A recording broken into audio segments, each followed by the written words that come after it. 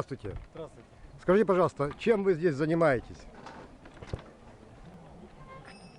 Мы занимаемся разогревом металла и путем Так, металл изменения. разогревается, значит, с помощью так называемого древнего способа. упрощенного, но сделанного при помощи современных материалов, какие что под руку попалось. Это меха. Меха. Так, Двухкамерные меха. уразумел. Дальше здесь вы что делаете? Здесь горновое гнездо. Да, упрощенный горн, самый простой, который может быть. Разогреваете заготовку или что это? Как да, называется? разогреваем заготовку, она становится мягкой, пластичной. И после потом этого, дальше что делаете? А что хотим с ней, то и делаем. Например? Сейчас посмотрим. Лучший способ это показать. Вот, например, заготовочка для крючка декоративного. Сделали шарик на конце, а теперь его вытянем немножко, потому что нам надо, чтобы он был более изящный.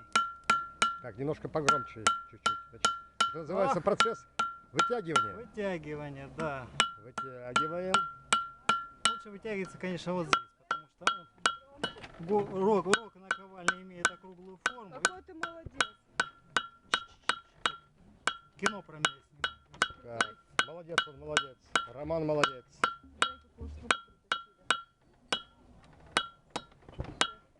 Так, и дальше что делается? Дальше мы выравниваем опять, дрихтуем, чтобы придать ей более-менее цивильную форму.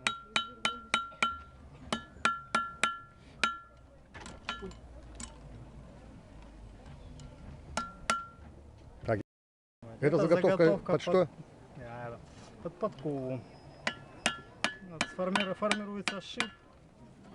Это простейший для того, чтобы показать, как вообще делается. На самом деле шипы сейчас делаются на заводах. Так, а потом в итоге получается вот такие у вас изделия, да? Да.